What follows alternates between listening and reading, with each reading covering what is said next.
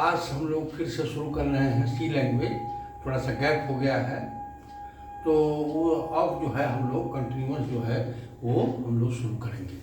तो पिछले क्लास में हम लोग डिस्कस किए थे जैसे कि कोई भी सी प्रोग्राम 3 एलिमेंट्स के द्वारा बनाया जाता है, वो था constant, variable and reserve word. हम लोग डिस्कस किए थे इसके बारे में।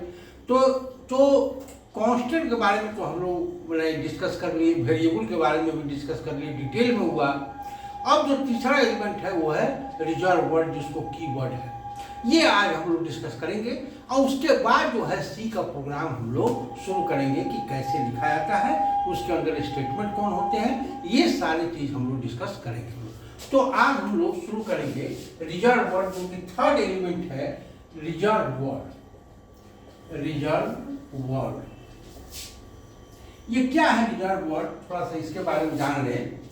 कोई भी लैंग्वेज, जैसे सी भी लैंग्वेज है वो कंप्यूटर का लैंग्वेज है। जैसे हम लोग का भी लैंग्वेज है, हिंदी है, इंग्लिश है, किसी का फ्रेंच है, किसी का रशियन है, तो ये उर्दू है, ये जो है ये सब लैंग्वेज है। हर एक लैंग्वेज का अपना एक ग्रामर होता है, अपना एक रिजर्व वर्ड भी होता है, जो वर्ड स्पेशली पर्पस के लिए ही केवल यूज किया जाता है, उसका कहीं दूसरे जगह नहीं यूज कर सकते हैं। जैसे हिंदी एक लैंग्वेज है, तो हिंदी का भी एक अपना रिजर्व वर्ड होता है।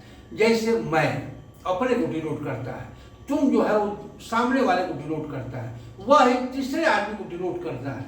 तो वह, मैं, तुम, गाना, खाना, पीना, रहना, सोना, पढ़ना, लिखना, ये सब जो है स्पेसिफिक वर्ड है, जो कि स्पेसिफिक पर्पस के लिए ही काम किया जा सकता है, उसको यूज किया जा सकता है। तो इसलिए ये कहलाते हैं रिजर्व वर्ड, जिसको की वर्ड भी कहा जाता है। उसी तरह इंग्लिश में भी है आई, वी, मी, एम, सॉन्ग, ये जो है सिंग, गो, ये सब जो है ये रिजर्व वर्ड है उसका हम किसी का नाम नहीं रख सकते हैं। जैसे ये जो है गाना सिंग किसी का नाम नहीं रख सकते हैं। जैसे गो, ये जो है ये किसी का नाम नहीं रख सकते हैं। आई किसी का नाम नहीं रख सकते हैं। आई जब भी यूज करेंगे तो अपने ही डिनोट करने के लिए यूज करेंगे। आई का जो स्पेसिफिक पर्पस है उसी में उसका यूज कर सकते हैं। आई का दूसरे जगह हम यूज नहीं कर सकते हैं, किसी का नाम रखने के लिए नहीं यूज कर सकते हैं। ही, सी, गो, ये सब के लिए हम किसी का नाम नहीं रख सकते हैं। ये जब भी यूज होगा तो जो जिस पर्पस के लिए इसको डिजाइन किया गया है, इसको रखा गया है, उसी पर्पस के लिए यूज कर सकते हैं। दूसरे काम के लिए इसका यूज नहीं कर सकते हैं, इसलिए इसको रिजर्व वर्ड कहते हैं। तो पहले भी ये जो है, जो भी हम सी लैंग्वेज पढ़ रहे हैं, ये भी एक लैंग्वेज है, वो कंप्यूटर का लैंग्वेज है। कंप्यूटर उसमें बात करता है, कंप्यूटर उसमें काम करता है, उसमें हम लोग देते हैं तो कंप्यूटर उसको समझता है और उसके अनुसार वो अपना फंक्शंस करता है। तो सी के पहले भी एक लैंग्वेज हुआ करता था जो कि हाई लेवल लैंग्वेज था, बेसिक, कोबल, फोर्ट्रन, पास्कल। सभी लैंग्वेजेस का आगे भी हम लोग जावा, C++, जावा स्क्रिप्ट, ये सब जो पढ़ेंगे हम लोग, तो सभी लैंग्वेजेज में ये रिजर्व वर्ड स्पेसिफिक होता है, जो किसी स्पेसिफिक पर्पस के लिए यूज किया जाता है। तो जैसे कि कोबल, बेसिक, फोर्ट्रन, पास्कल में भी रिजर्व वर्ड होता था, जो कि स्पेसिफिक पर्पस के लिए यूज किया जाता था, उसी तरह ये सी लैंग्वेज में भी रिजर्व वर्ड होता है। लेकिन जो पिछड़ा लैंग्वेज था, एंसेस्टर्स लैंग्वेज थे, उसमें लिस्ट ऑफ रिजर्व वर्ड बहुतायत मात्रा में हुआ करता था। 150, 200 तक रिजर्व वर्ड हुआ करता था, और जो कि प्रोग्रामर को याद रखना मुश्किल हो जाता था। तो कभी जो है उसमें गड़बड़, जैसे हम एक प्रोग्राम लिख रहे थे बेसिक में, बेसिक लैंग्वेज में हम लिख रहे थे, तो उसमें हम रीड नेम दे दिए, NAME नेम, और बार बार उसमें एरर बता रहा था। हमको दिमाग में ये बात नहीं आ रही थी कि ये नेम जो है वो रिजर्व वर्ड है। नेम किसी फाइल का दूसरे नाम, मतलब किसी एक फाइल को नाम चेंज करने के लिए नेम बेसिक में यूज हुआ करता था। तो हम बार बार रीड नेम कर रहे थे, वो एरर समझ में नहीं आ रहा था क्यों एरर है। तो बाद में अभी दिमाग आया कि एस नेम करके देखते हैं, तो एस नेम किए तो ले लिया। नेम रिजर्व वर्ड था, इसलिए हम किसी का नाम, उसका वेरिएबल का नाम उसमें हम नहीं रख सकते थे।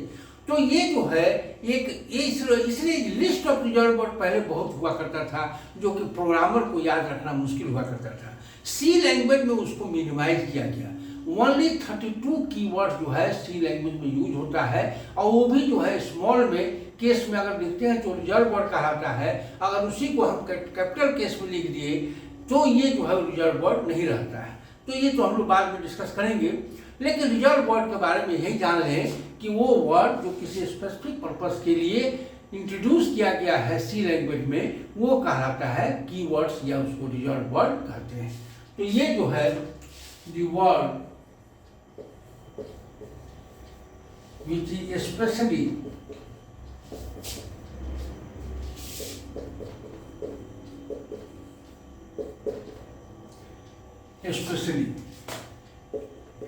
introduced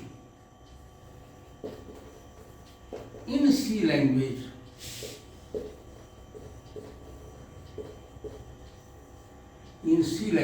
for a specific purpose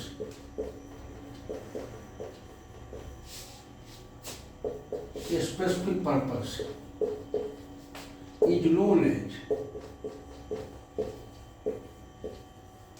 reserved word.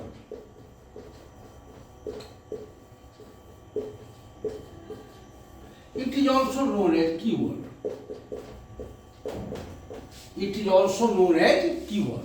इसको हम लोग कीवर्ड भी कहते हैं।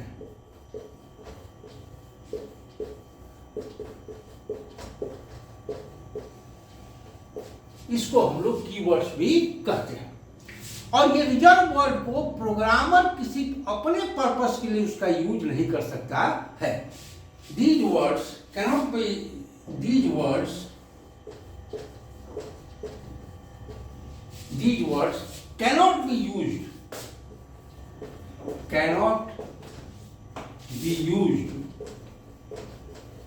by programmer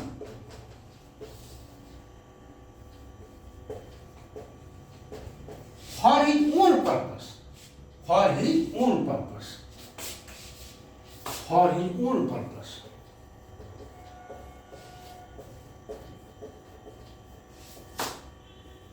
जैसे किसी का नाम करण कर दिए, ठीक है, उसी तरह जो है प्रोग्रामर, जैसे किसी का नाम हम वह रख दिए तो ये नहीं कर सकते हैं। उसी तरह प्रोग्रामर इस रिजर्व वर्ड का किसी दूसरे पर्पस के लिए यूज नहीं कर सकता है। जिस पर्पस के लिए उसको इंट्रोड्यूस किया गया है उसी पर्पस में उसका यूज हम कर सकते हैं, नहीं तो नहीं कर सकते हैं।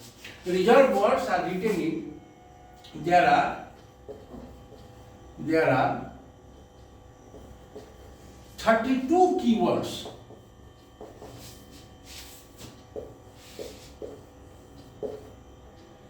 in C language.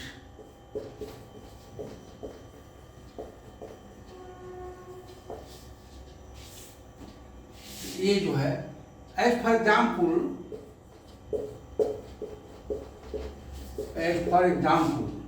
जैसे रिजर्व वर्ड हम लोग कुछ यूज किए हैं, जैसे इंट, ये रिजर्व वर्ड है। फ्लोट एक रिजर्व वर्ड है। ये जो है CHAR एक रिजर्व वर्ड है। ये सब जब भी हम यूज करेंगे तो किसी स्पेसिफिक पर्पस के लिए, जब हम लोग जैसे ये फ्लोट वेरिएबल डिक्लेयर करना हो तो फ्लोट का यूज करेंगे, इंटीजर वेरिएबल डिक्लेयर करना हो तो इंट का, कैरेक्टर वेरिएबल डिक्लेयर करना हो तो कैरेक्टर का। इसी तरह और भी है, फॉर लूप में फॉर यूज करते हैं, जैसे व्हाइल यूज कर सकते हैं, ये जो है ये जो है डू यूज करते हैं। ये इस तरह से बहुत सारे हैं, etc। इस तरह से ये रिजर्व वर्ड हम लोग यूज करते हैं। और वो जब भी हम यूज करेंगे, फ्लोट का जब भी यूज करेंगे तो फ्लोट वेरिएबल को डिक्लेयर करने के लिए यूज करेंगे। ये जो है ये डू जो है हम जब भी यूज करेंगे तो डू व्हाइल में यूज करेंगे।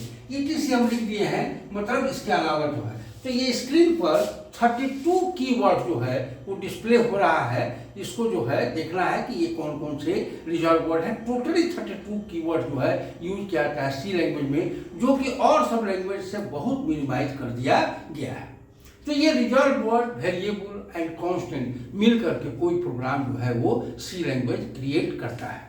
इस तरह से हम लोग अब शुरू करेंगे हम लोग कि how to write a program in C language, कैसे जो है सी लैंग्वेज में प्रोग्राम लिखा जाता है, ये हम लोग डिस्कस करेंगे अब। तो इस तरह से 3 हम लोग एलिमेंट्स डिस्कस किए, constant, variable and reserve word.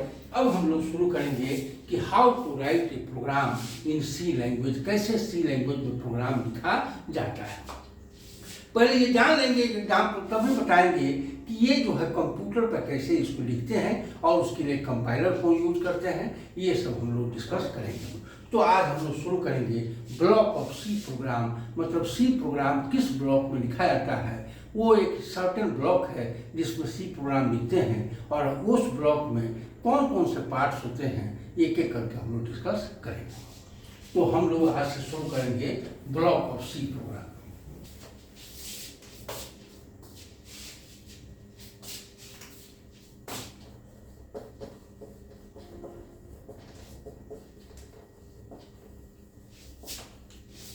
Any C program, कोई भी C program is written in following block, इसी ब्लॉक में लिखा जाता है। ये फुल हम लोग एक format of the C program हम लोग डिस्कस कर रहे हैं। इसमें कुछ जरूरत के हिसाब से लिखते हैं, कुछ नहीं भी लिखते हैं, कुछ कंपल्सरी है जो लिखना ही है, कुछ ऑप्शनल है, जब जरूरत हो तो लिखेंगे, नहीं तो नहीं लिखेंगे। इस तरह से any C program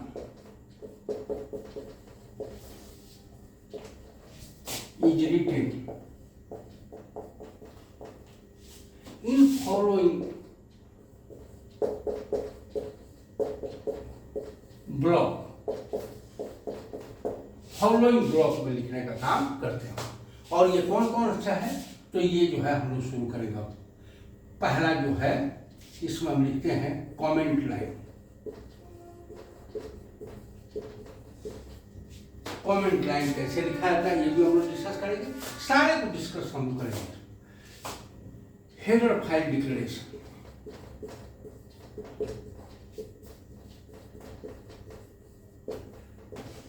header file declaration दूसरा पार्ट है, हेडर फाइल डिक्लेरेशन करते हैं। उसके बाद जो है यूजर्स डिफाइन, ये हम सब एक एक करके डिस्कस करेंगे। Users define constant,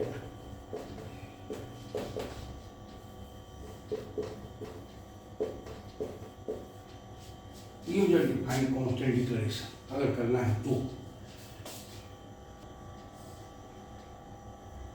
global variable declaration, अगर वेरिएबल हम ग्लोबल लेना चाहते हैं, जो कि हम लोग पहले डिस्कस कर चुके हैं कि अगर किसी पार्ट में लिखते हैं तो किसी फंक्शन में लिखते हैं तो लोकल कहलाता है, अगर मैंने आउट ऑफ फंक्शन यूज कर सकते हैं तो उसको ग्लोबल भी कहते हैं। तो ये जो है ये हम लोग ग्लोबल वेरिएबल डिक्लेरेशन भी लिख देते हैं यहीं कि अगर ग्लोबल वेरिएबल डिक्लेरेशन करना है तो यहाँ हम लोग कर सकते हैं। उसके बाद यहाँ लिखते हैं हम लोग फंक्शन प्रोटोटाइप,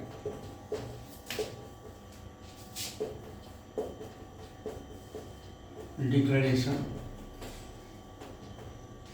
उसके बाद जो है हम लोग लिखते हैं, ये तो हो गया एक नीचे जो है मेन लिखते हैं। मेन एक स्पेसिफिक फंक्शन है और उसके बाद कर्ली ब्रास शुरू करते हैं और लास्ट में हम उसको कर्ली ब्रास से क्लोज करते हैं। मतलब लेफ्ट कर्ली ब्रास और right curly, left curly brace से शुरू करते हैं और राइट कर्ली ब्रास से हम लोग एंड कर सकते हैं। इस तरह से ये जो है ये ब्लॉक ऑफ सी प्रोग्राम होता है, इसको कहते हैं ब्लॉक ऑफ सी प्रोग्राम।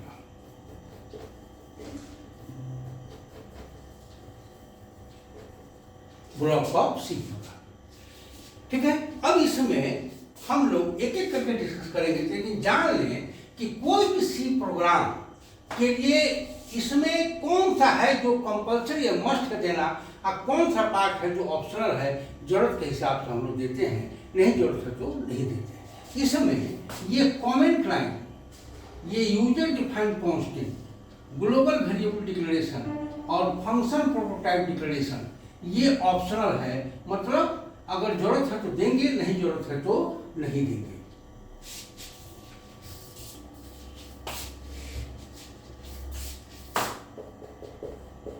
ये ऑप्शनल है। और दूसरा जो है जिसमें हेडर फाइल है, हेडर फाइल और मेन जो है, ये जो मेन है ये कंपल्सरी है, किसी भी प्रोग्राम में ये रहना मस्ट है, कंपल्सरी है।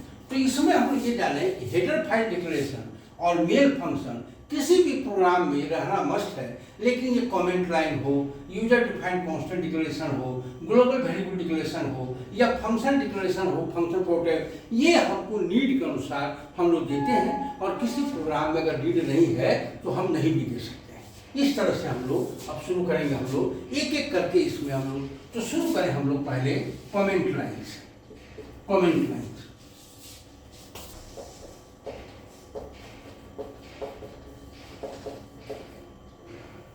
कमेंट एक्चुअली में ये कमेंट लाइन आइडेंटिफाई करने के लिए यूज किया जाता है कि ये प्रोग्राम किस पर्पस के लिए लिखा गया है। कोई इसको ये नहीं है कि हम बिगिनिंग में ही लिख सकते हैं, कहीं भी सी प्रोग्राम के किसी भी प्लेस पे इसको लिख सकते हैं।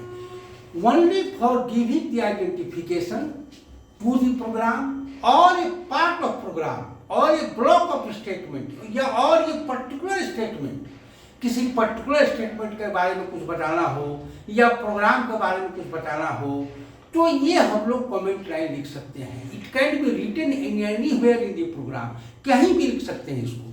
ये जैसे कोई कौन प्रोग्राम लिखा, कब लिखा गया, कब इसको कंपाइल किया गया, सारा इंफॉर्मेशन हम कमेंट लाइन के रूप में दे सकते हैं।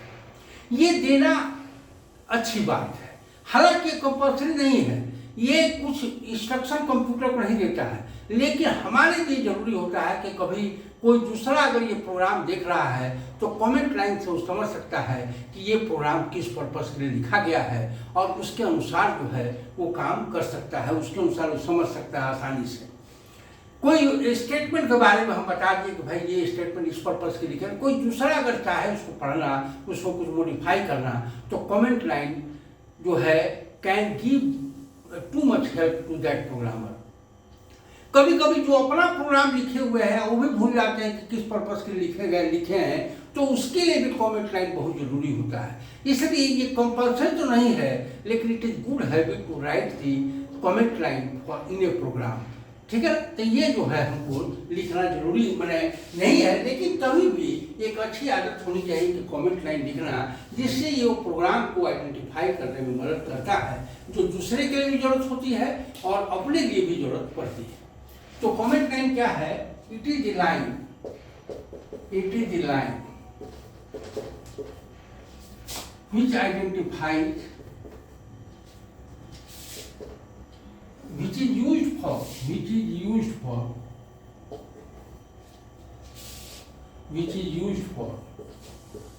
identification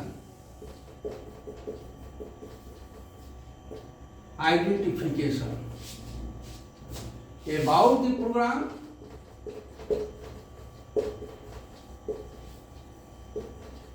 or about the statement, about the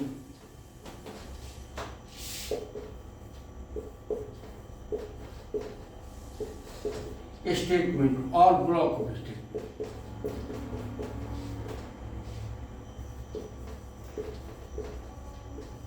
Statement. It is not compulsory. It is not compulsory. It is not compulsory, but it is not compulsory. But it is good habit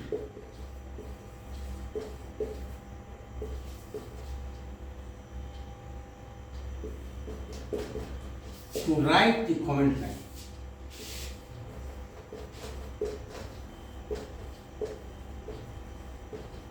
comment line, ये अच्छी आदत होनी चाहिए comment line लिखने से। इससे क्या होगा, कभी हम ही देख रहे हैं बहुत दिनों के बाद, तो कमेंट लाइन से ही हमको समझ में आ जाएगा, नहीं तो पूरा प्रोग्राम पढ़ना पड़ेगा कि ये किस पर्पस के लिए प्रोग्राम लिखा गया है।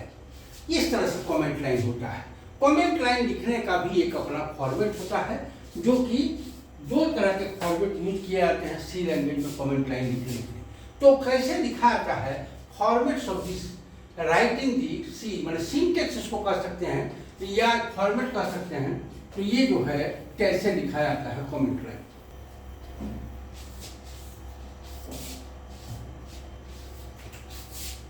Formats for writing the comment line, writing the comment line.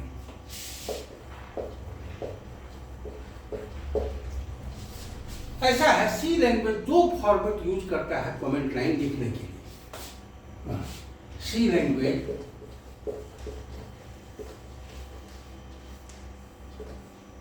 uses two formats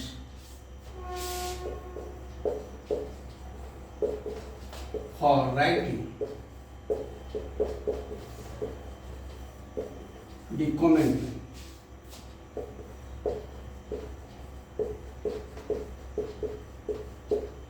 पहला फॉर्मेट हुआ,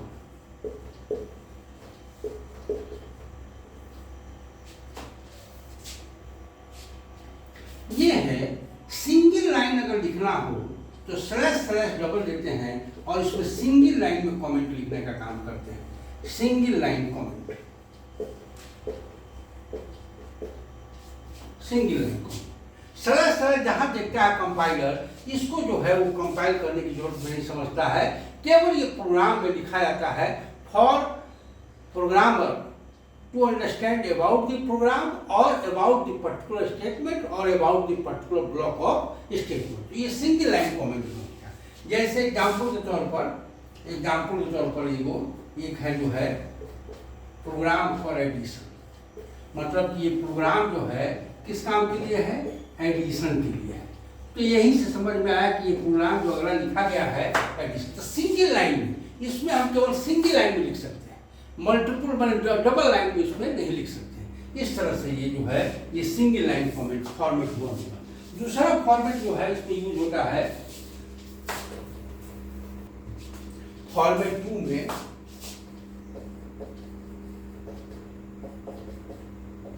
फॉर्मेट 2 है स्लैश स्टार और यह मल्टीपल लाइन में दे सकते हैं।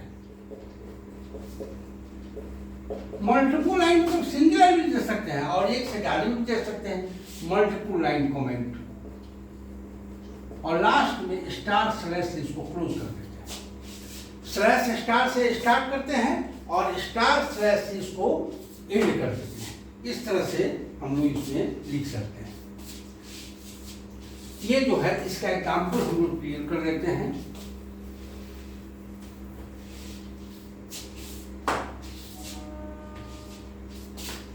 जैसे कोई सिंगल लाइन में लिख सकता है इसमें program for simple interest, simple interest के लिए प्रोग्राम लिख रहे हैं, स्टार स्लैश एक लाइन में लिख सकते हैं, या मोर देन वन लाइन लिखना है। एक एग्जाम्पल तो ये हो गया। दूसरा एग्जाम्पल जो है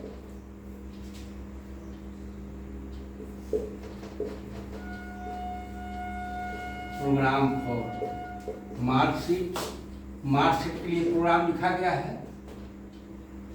फिर दूसरा लाइन में लिखना है ऑथर कौन है, ऑथर जो भी है रमेश सुरेश जो भी लिखना है लिख सकते हैं।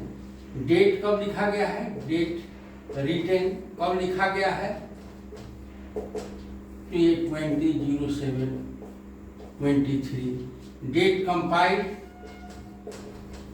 मोर देन वन लाइन में अगर हमको लिखना है तो ये फॉर्मेट हम लोग यूज करते हैं, कब कंपाइल किया गया है। और लास्ट जब हो जाए तो स्टार स्लैश से इसको क्लोज कर देते हैं। यही कमेंट लाइन लिखने का काम हम लोग करते हैं। मतलब मोर देन वन लाइन में अगर कोई लिखना है कमेंट लाइन तो हम लोग स्लैश स्टार और शुरू करते हैं और स्टार स्लैश से इसको हम लोग क्लोज कर देते हैं। तो ये कहीं भी लिख सकते हैं, किसी जगह, ये किसी जगह हम लोग लिख सकते हैं सी प्रोग्राम में। तो ये नहीं है कि हम बिगिनिंग में ही लिखें, वो बिगिनिंग में भी लिख सकते हैं और बीच में भी कहीं भी लिख सकते हैं। कंपाइलर डज नॉट इंटरप्रेट क्या कंपाइल दिस स्टेटमेंट, ये ओनली फॉर, इसको नॉन एग्जीक्यूटिव स्टेटमेंट कहते हैं। मतलब नॉन, दो तरह के स्टेटमेंट होते हैं, एक नॉन एग्जीक्यूटिव स्टेटमेंट और एक एग्जीक्यूटिव स्टेटमेंट। नॉन एग्जीक्यूटिव का मतलब है कि ये कोई कंप्यूटर को इंस्ट्रक्ट नहीं करता है किसी भी काम को करने के लिए, बल्कि ये ओनली फॉर इंफॉर्मेशन है। ये इंफॉर्मेशन देने का काम करता है टू दी प्रोग्रामर कि ये प्रोग्राम जो है किसके लिखा गया है, या स्टेटमेंट किसके लिखा गया है, या ब्लॉक ऑफ स्टेटमेंट किसके लिखा गया है। Only for giving the information about the program होता है। तो ये जो है ये नॉन एग्जीक्यूटिव स्टेटमेंट कहलाता है जो किसी प्रोग्राम में लिखा जाता है। इस तरह से हम लोग जाने कि कमेंट लाइन कैसे लिखा जाता है। इसके बाद जो सबसे इम्पोर्टेंट है वो है header file declaration. How header file is declared and what is the header file. Header file क्या होता है, इसको किसको कहते हैं, क्यों इतनी जरूरत पड़ती है हेडर फाइल की सी लैंग्वेज में लिखने के लिए, ये सब हम लोग डिस्कस करेंगे। नेक्स्ट क्लास में इसको हम लोग डिस्कस करेंगे। तब तक के लिए धन्यवाद।